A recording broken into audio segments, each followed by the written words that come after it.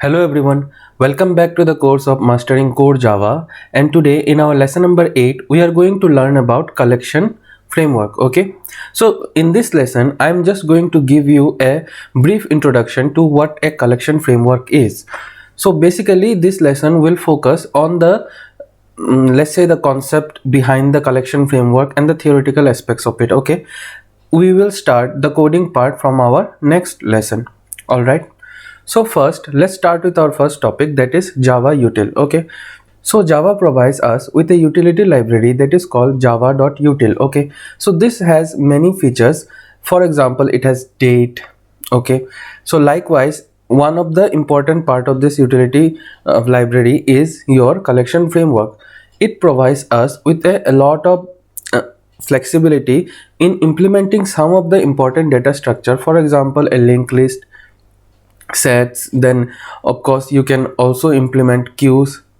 All right, so it gives the programmer a easy access to implementing all those data engines rather than writing the code for them from scratch. Okay, so if you are familiar with C and how to write a create a linked list in C, you know you have to use struct and all those things to provide a pointer and to connect all the list, right?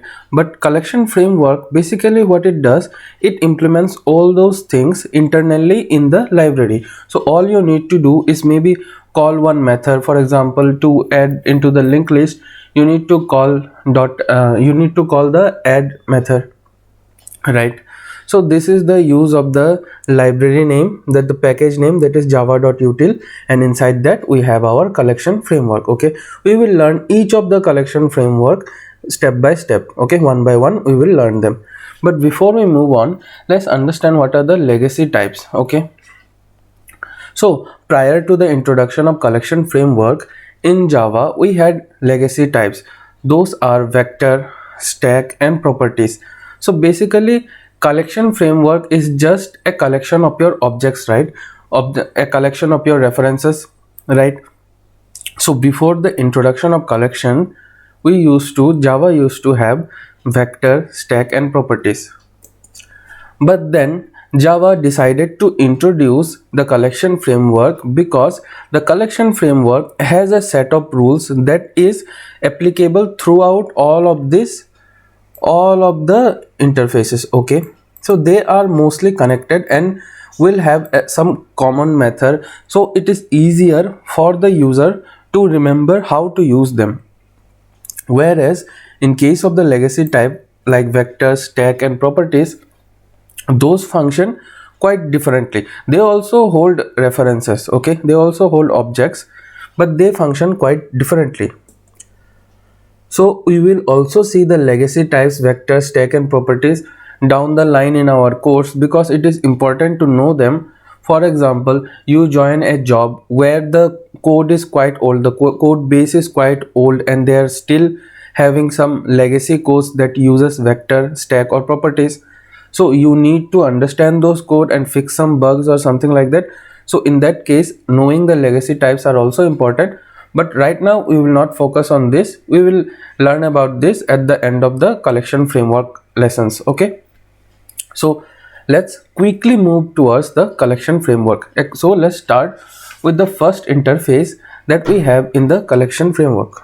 So the first interface in collection framework is the collection interface itself.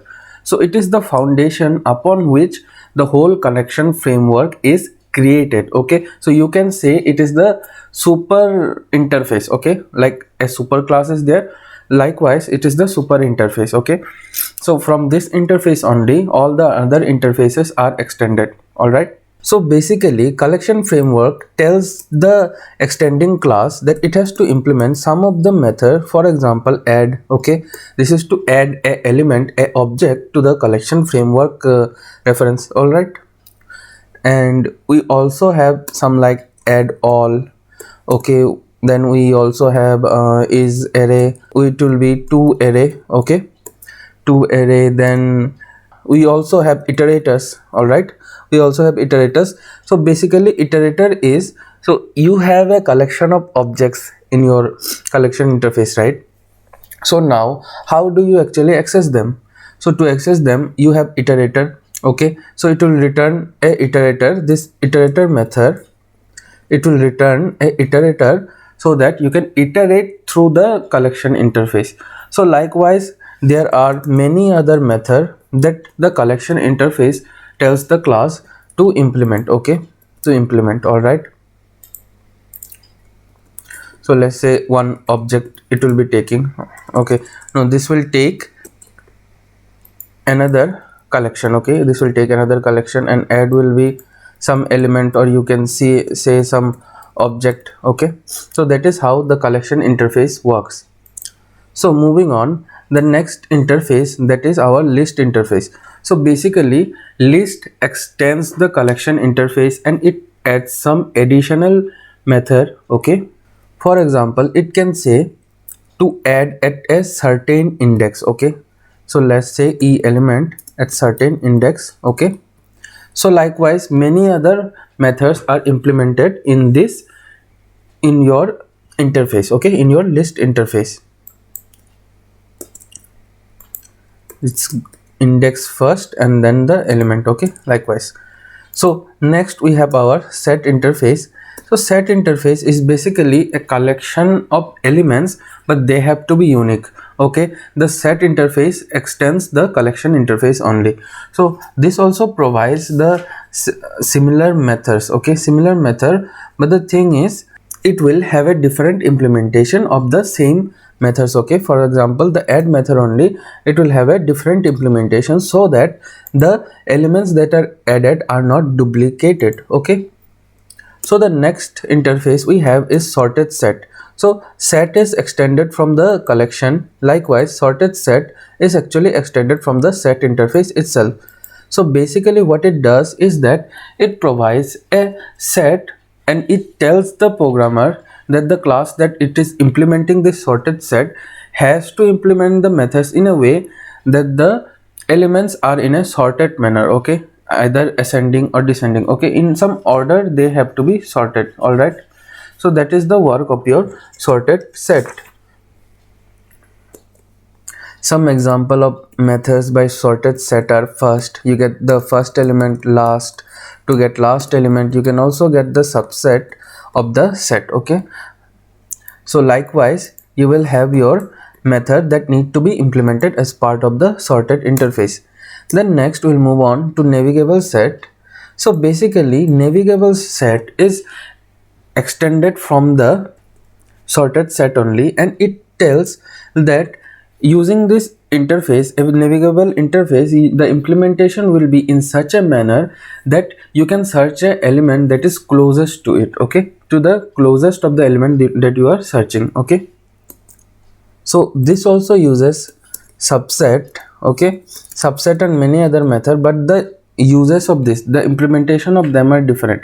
They will return the subset that is closest to the set that we are sending. Okay, basically closest to the element that we are sending. Okay, likewise many other methods will be there. So when we start our coding, that time we will learn about them step by step. Okay, so the next we need to understand is the queue interface. So the queue is another type of data structure, right? Okay, so this directly extends from the collection framework. Okay, so list extends from collection, set from collection, and queue also directly from collection, and these two, sorted and navigable set, extend from the set. Okay, so the queue is basically your first come first out. Okay, so this tells the programmer, whoever will be extending from this interface, that they have to extend in such a way that the first element that to enter will have to move out from the queue. Okay,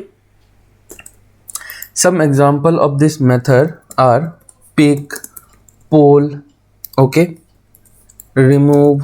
All right, and next we will see about dequeue. Okay, dequeue extends from queue only, but what it does is that it provides a double-ended queue. Okay, so basically it works on a first in first out like a queue, and also it works like a last in first out. Okay, so some of the method that this implements is that add first. Okay, so you can add at first.